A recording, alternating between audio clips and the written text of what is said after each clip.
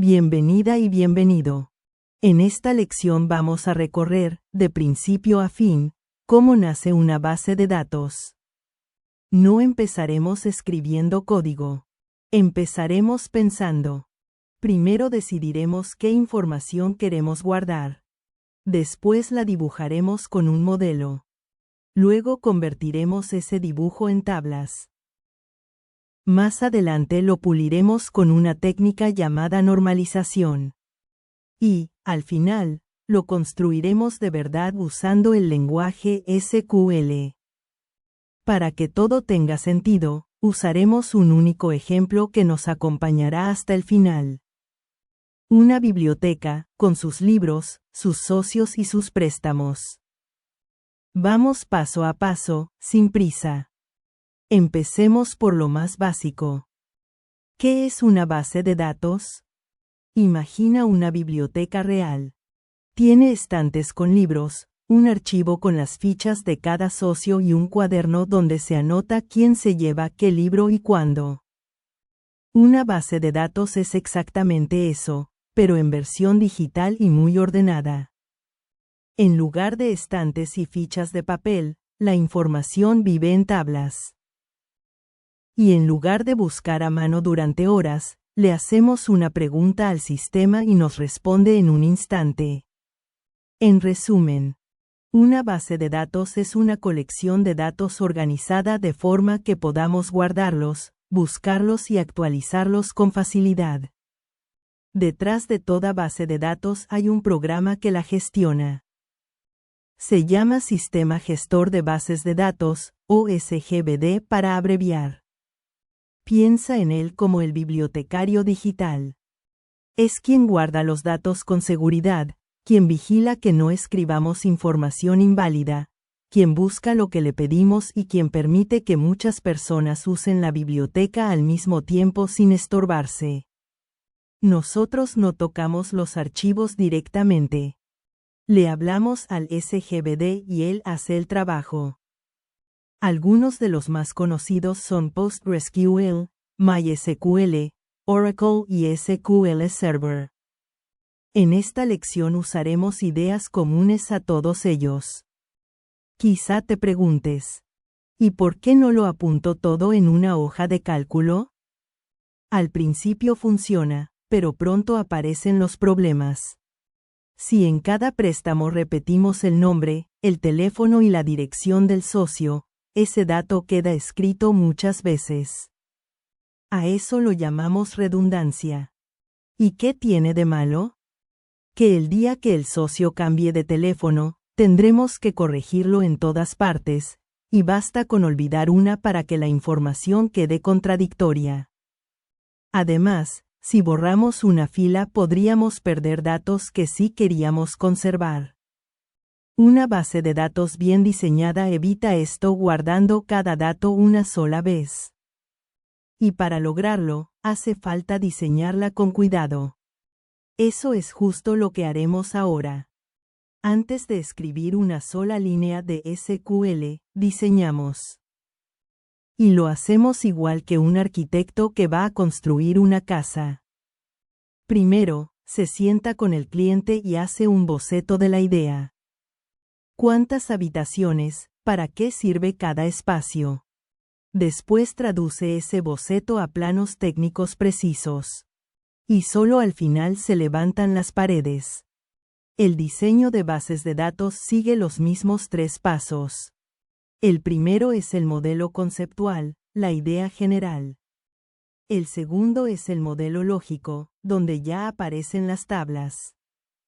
Y el tercero es el modelo físico, que es el SQL que se ejecuta en el SGBD.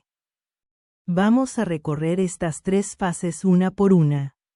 Fijemos bien las 3 fases, porque son la columna vertebral de toda la lección.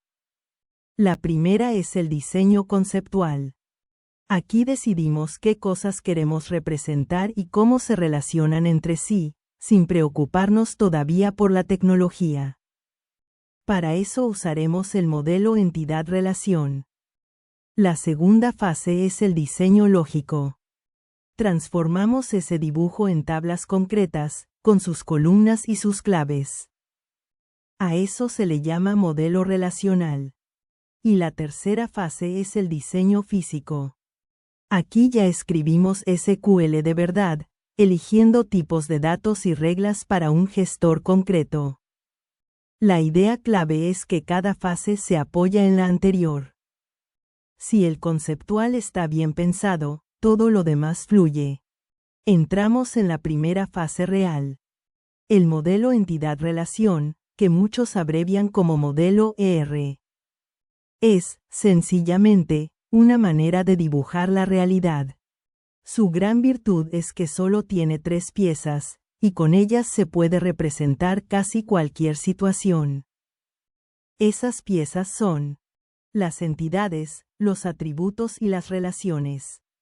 Vamos a conocerlas una a una, con nuestra biblioteca siempre delante. Y recuerda, en esta fase todavía no existen tablas ni SQL. Estamos pensando y dibujando, nada más. Empecemos por las entidades. Una entidad es una cosa importante del mundo real de la que queremos guardar datos. Un truco infalible. Las entidades casi siempre son sustantivos. En nuestra biblioteca, las entidades naturales son el libro, el socio y el autor. Fíjate en la diferencia entre la entidad y sus ejemplares concretos. Libro, en general, es la entidad. Pero, 100 años de soledad, o El Quijote, son ejemplares concretos. A cada uno lo llamamos una ocurrencia de la entidad libro. En los diagramas, las entidades se dibujan siempre como rectángulos. Tenlo presente, porque en un momento veremos el dibujo. Cada entidad tiene propiedades, y a esas propiedades las llamamos atributos. El libro, por ejemplo, tiene título, ISBN y año de publicación. El socio tiene nombre, dirección y teléfono. Ahora bien, no todos los atributos son iguales, y conviene distinguir 4 tipos. El atributo simple es aquel que no tiene sentido dividir, como el ISBN. El atributo compuesto sí se puede descomponer en partes. La dirección, por ejemplo, se divide en calle, ciudad y código postal. El atributo multivaluado admite varios valores a la vez. Un socio puede tener 2 o 3 teléfonos. Y el atributo derivado no se guarda, se calcula. La edad se obtiene a partir de la fecha de nacimiento. Reconocer estos tipos nos ayudará más adelante a construir buenas tablas. Veamos estos 4 tipos con una imagen, porque conviene distinguirlos bien. El atributo simple, como el ISBN, es un único valor que no tiene sentido partir. El compuesto, como la dirección, se abre en varias piezas. Calle, ciudad y código postal. El multivaluado, como el teléfono, admite varios valores a la vez para un mismo socio. Y el derivado, como la edad, no se guarda. Se calcula a partir de otro dato, la fecha de nacimiento. Fíjate en la imagen, a la izquierda el atributo y a la derecha en qué se convierte. Los compuestos y los multivaluados serán, más adelante, los que nos obliguen a crear columnas o tablas adicionales. Surge un problema muy práctico. Si 2 socios se llaman igual, por ejemplo 2, Ana García, ¿cómo los distinguimos? Necesitamos un atributo que identifique a cada ocurrencia de forma única, sin ninguna ambigüedad. A ese atributo lo llamamos identificador o clave. El nombre no sirve, porque puede repetirse. La solución habitual es inventar un dato pensado justo para eso. Un código de socio, un número único para cada persona. Igual que en el libro usaremos el ISBN, que es único para cada obra. En los diagramas entidad-relación, el atributo que hace de clave se dibuja subrayado. Es un detalle pequeño pero importantísimo, porque esa clave será la protagonista cuando construyamos las tablas. Veamos por fin un dibujo. Aquí están nuestras dos primeras entidades, cada una en su rectángulo. A la izquierda, el libro, con sus atributos. El ISBN, que es su clave y por eso aparece marcado. El título, el año y el número de ejemplares disponibles. A la derecha, el socio, con su código de socio como clave, más el nombre, la dirección y el teléfono. De momento son dos islas separadas. Guardamos libros por un lado y socios por otro. Pero una biblioteca sirve para prestar libros a socios. Necesitamos, por tanto, conectarlas. Y para conectar entidades usamos la tercera pieza del modelo. Las relaciones. La relación es la pieza que une entidades. Cuando decimos que un socio toma prestado un libro, toma prestado, es la relación. En los diagramas se dibuja como un rombo colocado entre los rectángulos. Pero no basta con conectar. Necesitamos saber cuántas veces puede darse esa conexión. A eso lo llamamos cardinalidad, y hay tres casos.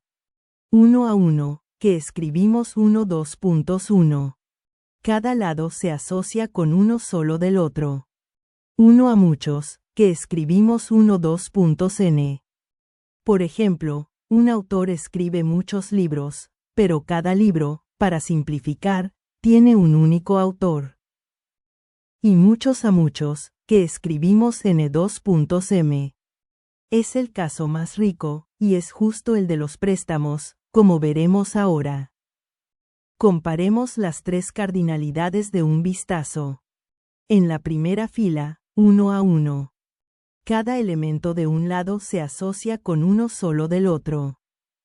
Por ejemplo, un país y su capital. En la segunda, 1 a muchos. Un autor escribe muchos libros, pero cada libro tiene un único autor. Por eso ponemos un 1 de un lado y una n del otro. Y en la tercera, muchos a muchos. Un socio toma muchos libros y, a la vez, cada libro es tomado por muchos socios. Grábate estas tres formas, porque cada una se transformará en tablas de una manera distinta. Observa el diagrama del préstamo.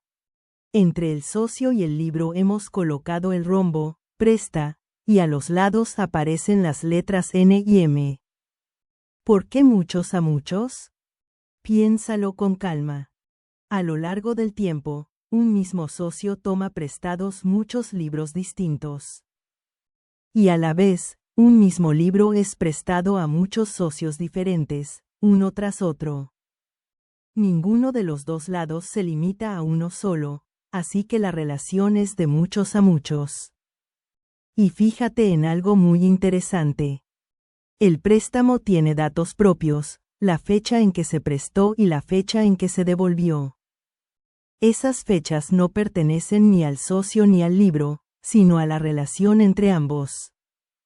Los llamamos atributos de la relación, y serán clave cuando construyamos las tablas. Hay un último matiz en las relaciones. La participación. Se refiere a si una entidad está obligada a participar en la relación o no. Piénsalo así. ¿Puede existir un préstamo sin socio? Evidentemente no. Todo préstamo tiene siempre un socio y un libro. Decimos entonces que el préstamo tiene participación total. En cambio, ¿puede existir un socio que nunca haya tomado un libro prestado?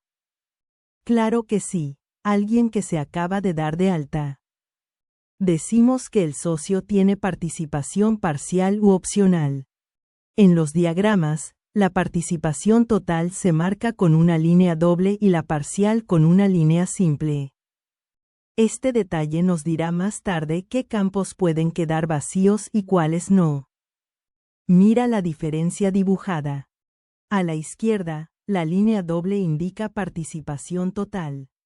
Todo préstamo está obligado a tener un socio, sin excepción.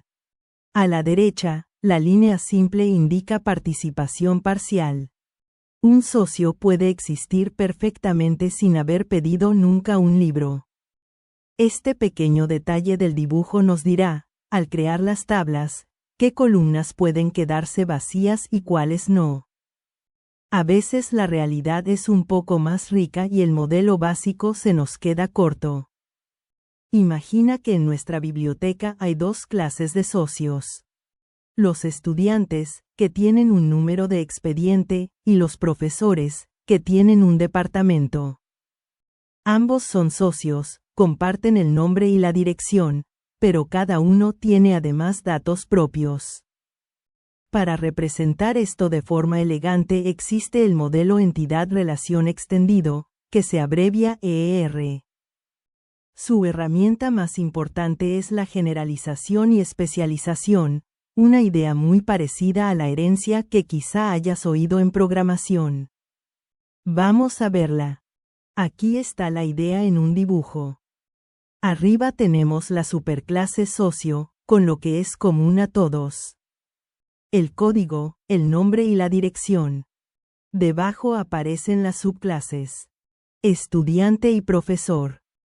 Cada subclase hereda automáticamente todos los atributos del socio y añade los suyos. El estudiante añade su número de expediente. El profesor, su departamento. La relación que las une se lee como, es un. Un estudiante es un socio, un profesor es un socio. Esta estructura nos evita repetir el nombre y la dirección en dos sitios distintos, y refleja con fidelidad cómo es la realidad. La especialización viene con dos preguntas que conviene responder desde el diseño. La primera. ¿Puede un socio pertenecer a varios subtipos a la vez? Si no puede, decimos que la especialización es disjunta. Cada socio es o estudiante o profesor, pero no ambos. Si pudiera ser las dos cosas, sería solapada. La segunda pregunta. ¿Todo socio tiene que ser de algún subtipo? Si es obligatorio, la especialización es total. Si puede haber socios que no sean ni estudiantes ni profesores, es parcial. Estas cuatro palabras, disjunta o solapada, total o parcial, parecen teoría, pero tienen una consecuencia muy concreta. Determinarán cuántas tablas creamos cuando lleguemos a la implementación. Ya tenemos el dibujo conceptual. Ahora damos un paso hacia la implementación con el modelo relacional. La idea es sencilla y poderosa. Toda la información se organiza en tablas. En el lenguaje formal, a cada tabla se le llama relación, cuidado con no confundir este término con las relaciones del diagrama. Son cosas distintas que, por desgracia, comparten nombre. Cada fila de la tabla, que también se llama tupla, es una ocurrencia concreta. Un libro, un socio. Y cada columna es un atributo, una propiedad. Este modelo no es solo teórico. Es exactamente así como guardan los datos los gestores reales como PostgreSQL o MySQL. Por eso es tan importante. Merece la pena aprender el vocabulario exacto, porque lo verás en cualquier libro y en cualquier examen. La tabla entera se llama relación. Cada fila es una tupla. Cada columna es un atributo. El dominio de una columna es el conjunto de valores que puede tomar. Por ejemplo, el dominio del año de publicación son los números enteros, y el del título son cadenas de texto. Dos medidas más. El grado de una relación es su número de columnas, y la cardinalidad es su número de filas. No te agobies memorizando. Los usaremos tantas veces que se te quedarán solos. Aquí tienes, por fin, una tabla real.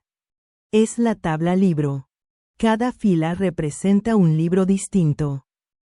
100 años de soledad, El Quijote, Rayuela. Cada columna es una propiedad. El ISBN, el título, el año y el número de ejemplares. Fíjate en la primera columna, el ISBN, marcada de forma especial. Es la clave primaria de la tabla. Un valor que identifica a cada fila de manera única y que nunca se repite.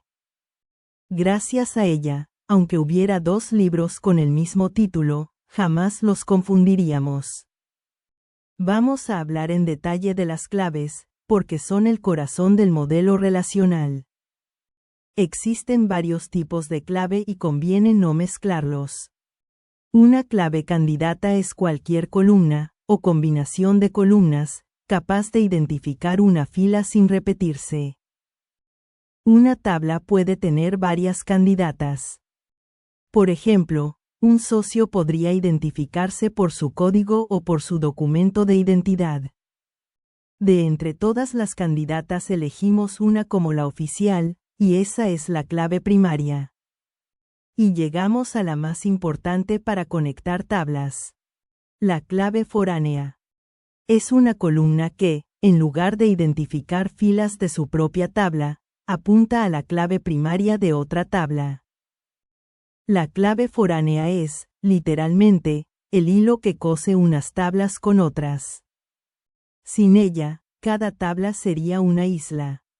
El modelo relacional trae dos reglas de oro que garantizan que los datos tengan sentido. La primera es la integridad de entidad. La clave primaria nunca puede estar vacía ni repetirse. Tiene toda la lógica del mundo. Si el identificador estuviera en blanco, no podríamos distinguir esa fila. La segunda es la integridad referencial, y es más sutil. Toda clave foránea debe apuntar a una fila que realmente exista. Dicho con nuestro ejemplo, no puede haber un préstamo que mencione a un socio que no figura en la tabla de socios. Sería un préstamo fantasma. Lo bueno es que no tenemos que vigilar esto a mano. El propio SGBD comprueba las dos reglas y rechaza cualquier dato que las incumpla. Veamos la integridad referencial con un ejemplo muy claro. A la izquierda, la tabla de socios. Solo existen el S1 y el S2. A la derecha, la tabla de préstamos. La primera fila apunta al socio S1, que sí existe. Préstamo válido. Pero mira la segunda fila. Intenta registrar un préstamo del socio S9, y no hay ningún socio S9 en la tabla. El gestor rechaza esa fila automáticamente. Gracias a la clave foránea, es imposible crear un préstamo fantasma que apunte a alguien que no existe. Llegamos a una de mis fases favoritas, porque es donde todo encaja. Vamos a transformar el diagrama entidad-relación en tablas concretas. Y la buena noticia es que no hay que improvisar nada. Existen unas reglas casi mecánicas, como una receta de cocina. Para cada pieza del dibujo, una entidad, una relación uno a muchos, una relación muchos a muchos, hay un paso claro que aplicar. Si el diseño conceptual está bien hecho, la transformación sale casi sola. Vamos a ver las reglas principales, una por una, aplicándolas siempre a nuestra biblioteca. Regla número 1, la más fácil. Cada entidad del diagrama se convierte en una tabla. Sus atributos se convierten en columnas, y el identificador que dibujamos subrayado pasa a ser la clave primaria de la tabla. Aquí lo ves. La entidad autor se ha vuelto la tabla autor, con su código de autor como clave. Y la entidad socio, la tabla socio, con su código de socio como clave.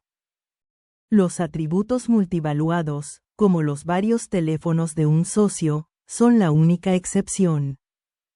Esos no caben en una columna y necesitan su propia tabla aparte. Pero dejemos ese detalle para el final. La idea central es simple. Un rectángulo, una tabla. Regla número 2. Las relaciones uno a muchos. Recordemos que un autor escribe muchos libros, pero cada libro tiene un solo autor.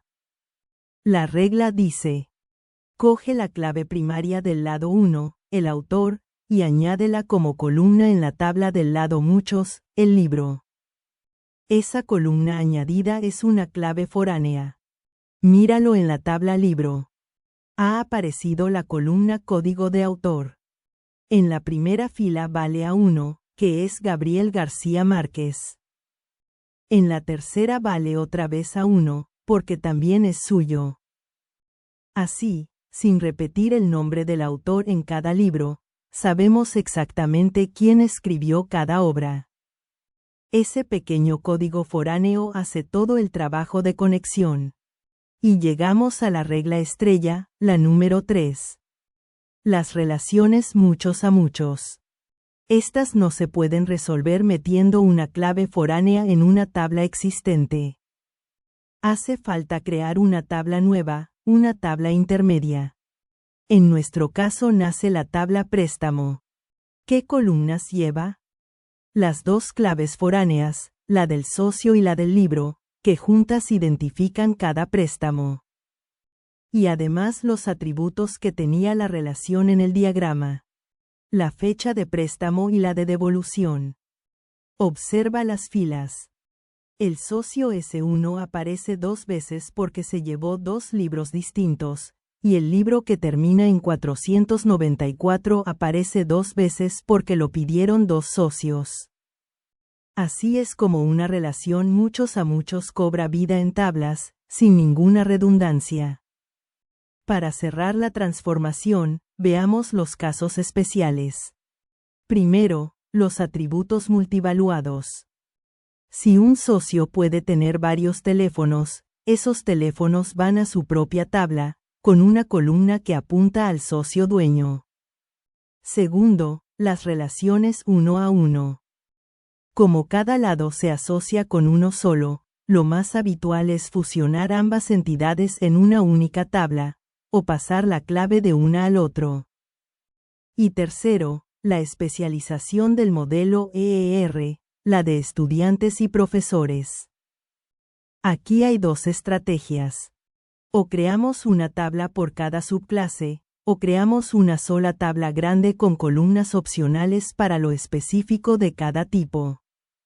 ¿Cuál elegir? Depende de cuántos datos propios tenga cada subtipo. Con esto, ya sabemos convertir cualquier diagrama en tablas. Pero antes de escribir SQL, hay que asegurarse de que esas tablas están bien hechas. Ese es el trabajo de la normalización. Hemos convertido el diagrama en tablas, pero eso no garantiza que las tablas sean buenas. La normalización es el proceso de afinarlas para eliminar la redundancia y los problemas que trae. ¿Qué problemas exactamente? Se conocen como anomalías, y son 3.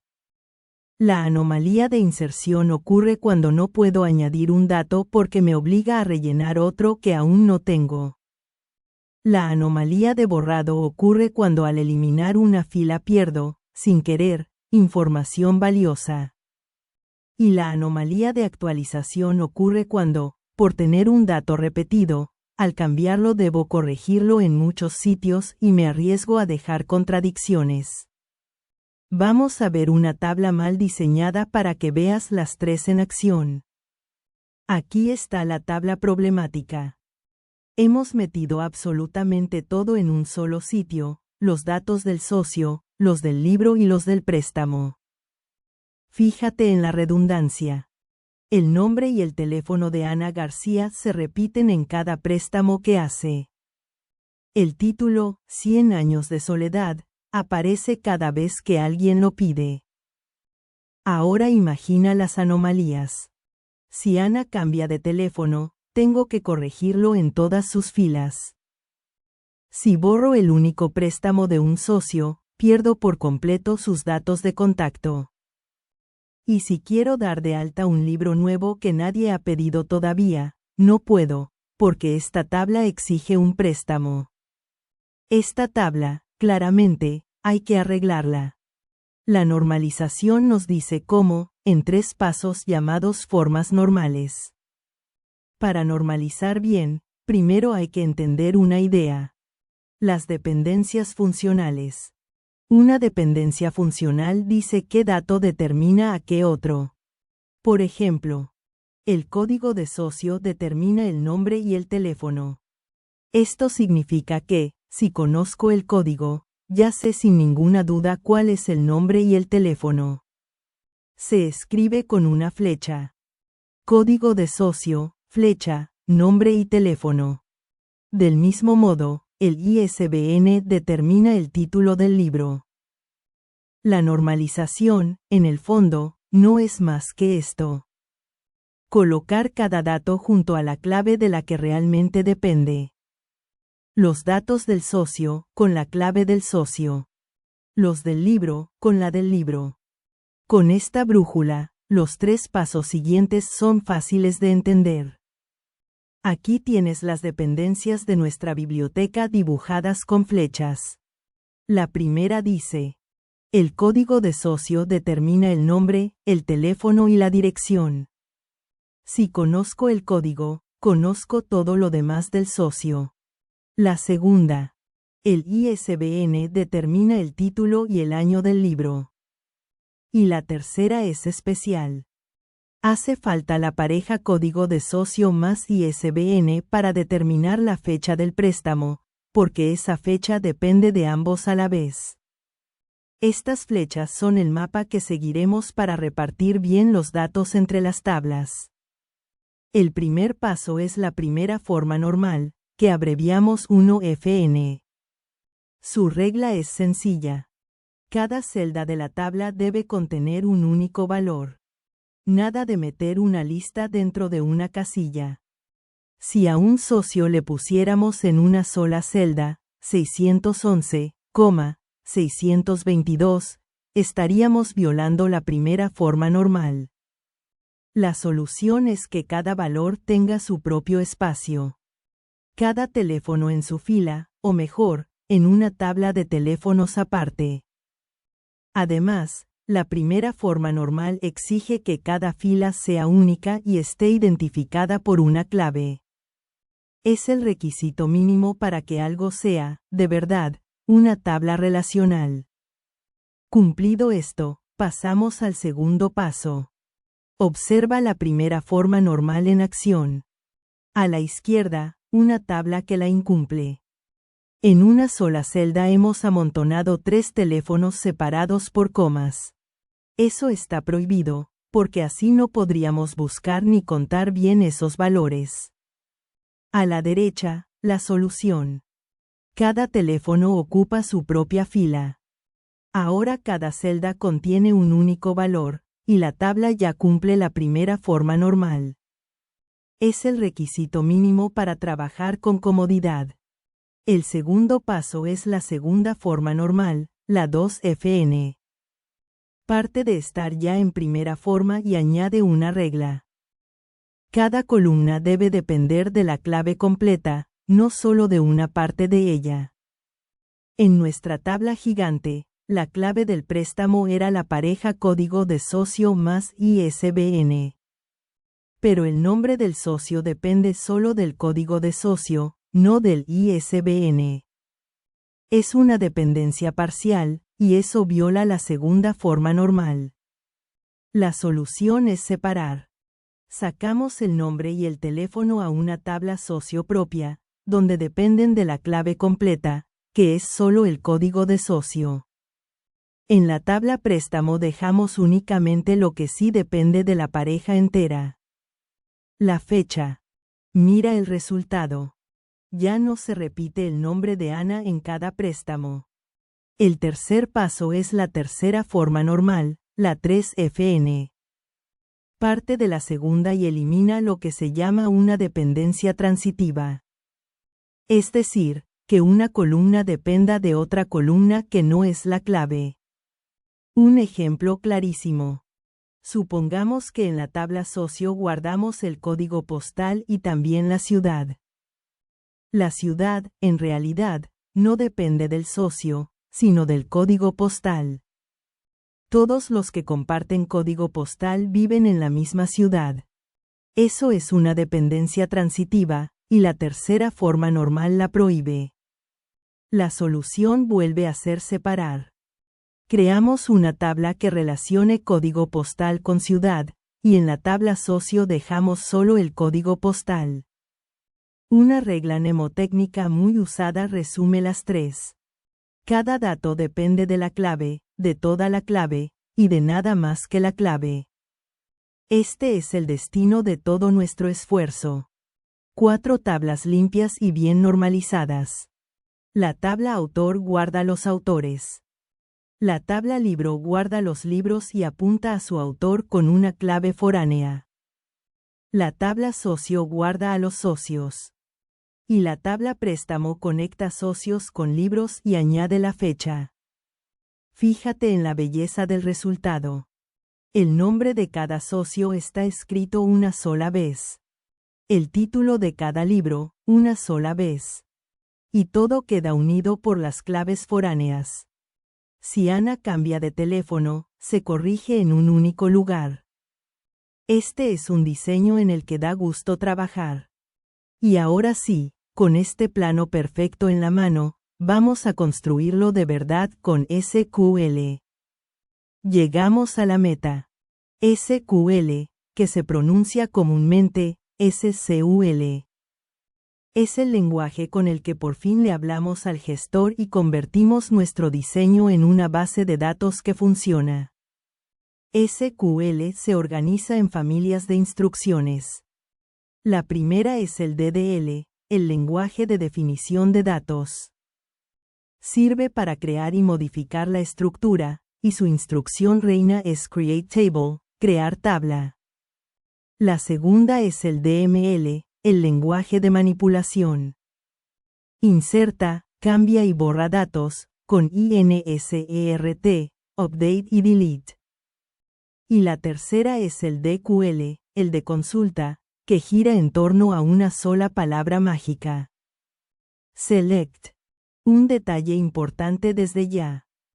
Toda instrucción SQL termina en punto y coma.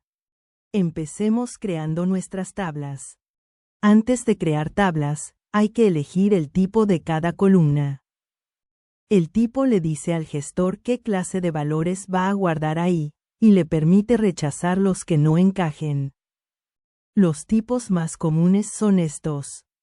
INTEGER, para números enteros, como el número de ejemplares. Varchar, seguido de un número entre paréntesis, para texto de longitud variable. Por ejemplo, varchar de 200 para un título. Date, para fechas, ideal para la fecha de préstamo. Boolean, para valores de verdadero o falso. Y numeric, para números con decimales exactos, como un precio o una multa. Elegir bien el tipo es la primera línea de defensa contra los datos erróneos. Aquí está nuestra primera tabla creada con SQL. La tabla autor. Léela conmigo. Create Table Autor abre la definición, y entre paréntesis van las columnas, separadas por comas. La primera columna, código de autor, es de tipo varchar de 5 caracteres, y lleva la etiqueta primary key. Le estamos diciendo al gestor que esta es la clave primaria, así que será única y nunca podrá estar vacía. La columna nombre es texto de hasta 100 caracteres, y lleva not null, que significa que es obligatoria. No se puede dejar en blanco. La nacionalidad es opcional, porque no le hemos puesto not null. Y cerramos con el paréntesis y el punto y coma.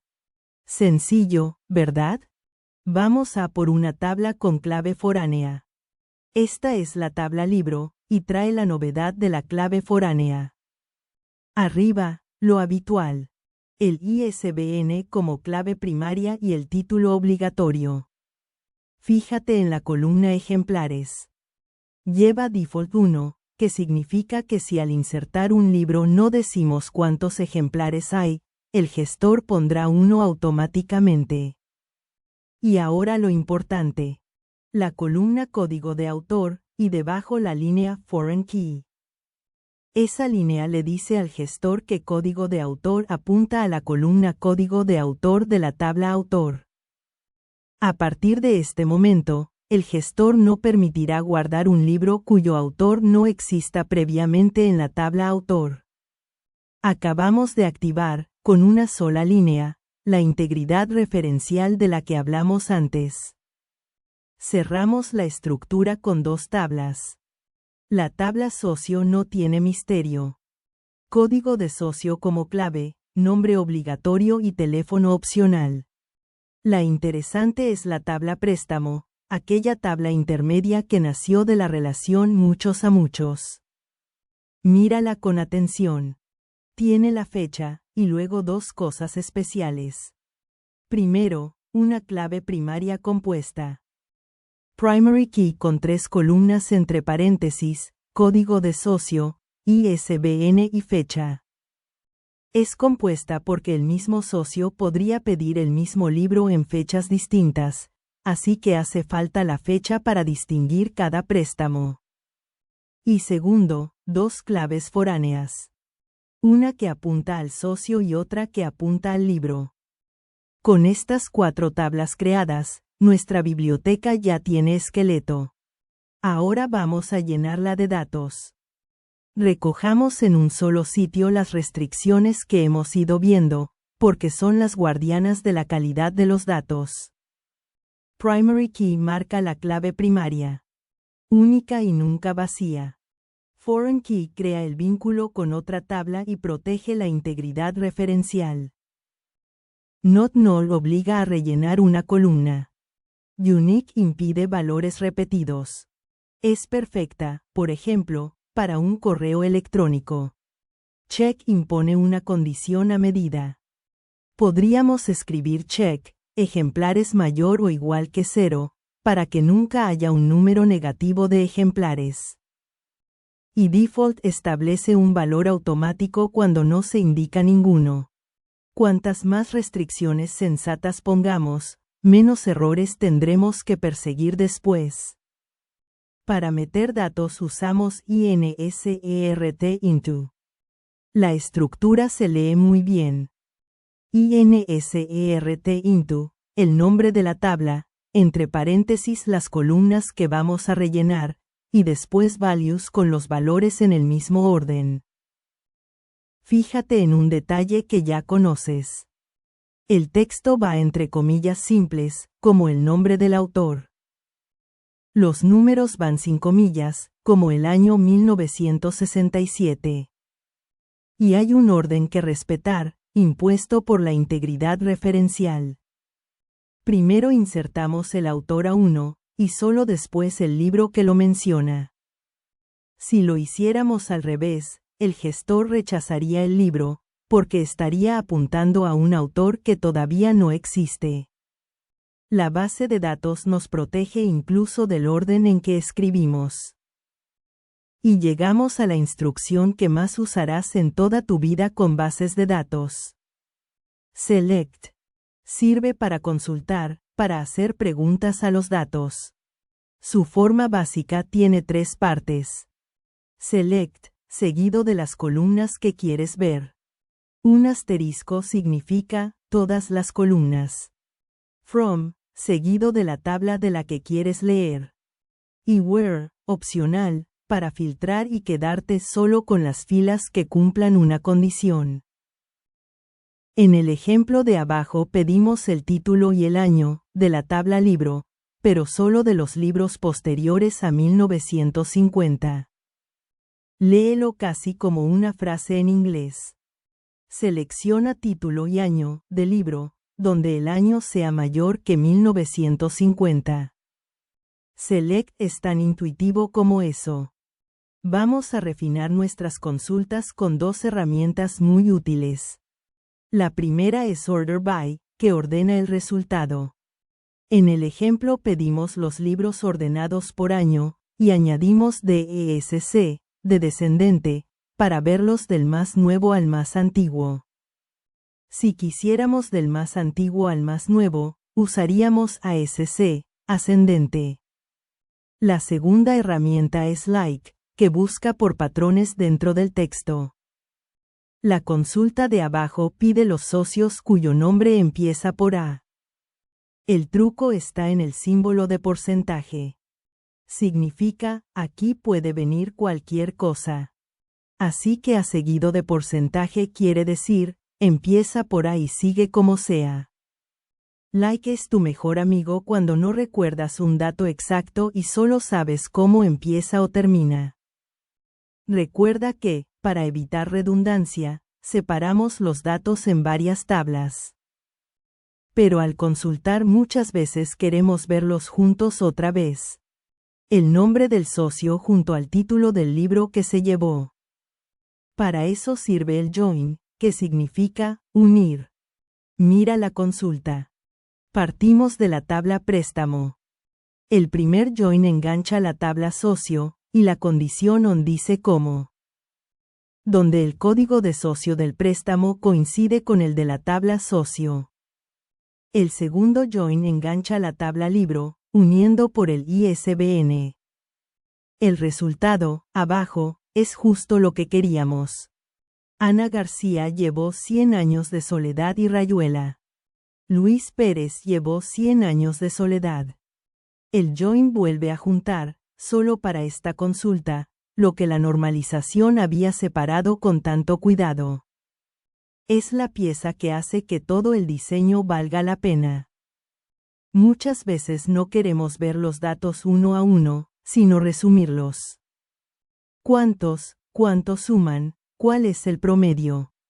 Para eso están las funciones de agregación, como count que cuenta, sum que suma o avg que promedia.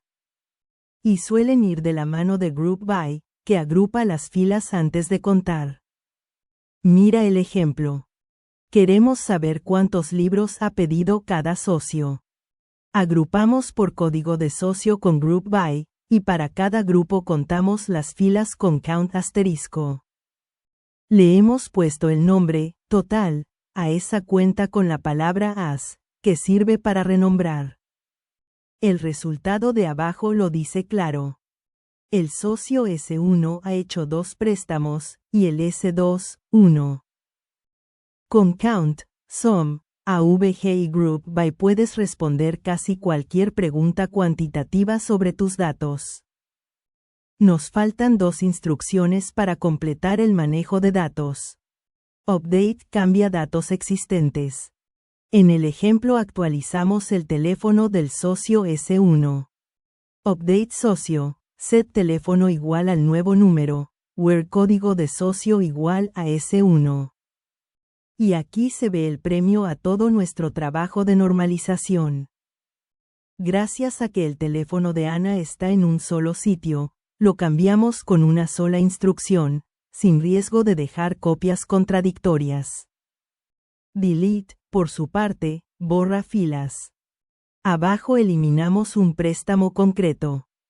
Y ahora la advertencia más importante de toda la lección. Jamás olvides el where en un update o un delete. Si lo omites, cambiarás o borrarás absolutamente todas las filas de la tabla. Es el error más caro y más común. Escribe siempre el where primero. Hemos llegado al final, así que recojamos el viaje completo en un solo vistazo. Empezamos pensando, no programando. Con el modelo conceptual identificamos las entidades, los atributos y las relaciones de la biblioteca, y las dibujamos. Después pasamos al modelo relacional y transformamos ese dibujo en tablas, conectadas por claves primarias y foráneas. Luego normalizamos, puliendo las tablas hasta la tercera forma normal, para que cada dato viviera en un único lugar. Y por fin llegamos a SQL, donde creamos la estructura con el DDL, la llenamos con el DML y la interrogamos con select y join. 4 fases, una detrás de otra, cada una apoyándose en la anterior. Y si de toda esta lección tuvieras que quedarte con una sola idea, que sea esta. Una buena base de datos se piensa antes de escribirse. El SQL es la parte visible, la que se teclea, pero su calidad depende por completo de las decisiones que tomamos mucho antes, cuando dibujábamos entidades y afinábamos tablas. El diseño cuidadoso de hoy es exactamente lo que te ahorra los dolores de cabeza de mañana.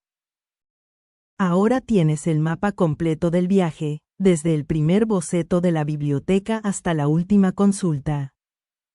Te animo a coger papel y lápiz, inventar tu propio ejemplo, quizá una tienda o una escuela, y recorrer tú mismo las 4 fases. Se aprende haciéndolo.